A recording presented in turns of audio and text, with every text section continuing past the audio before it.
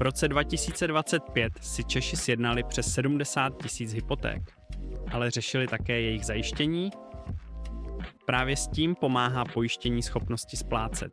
Kryje situace jako pracovní neschopnost, ztrátu zaměstnání nebo invaliditu.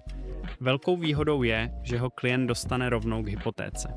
Nemusí nic řešit zvlášť. Pojištění se automaticky přizpůsobuje výši úvěru i splátkám. Navíc může přinést i slevu na úrokové sazbě. Obvykle o 0,1 až 0,3 %. U hypotéky kolem 4 milionů korun tak může sleva výrazně snížit náklady na pojištění, které se pohybují zhruba kolem 1600 korun měsíčně. Podle soutěže finanční produkt roku 2026 patří mezi nejlépe hodnocené produkty BNP Paribas Cardiff pojišťovny.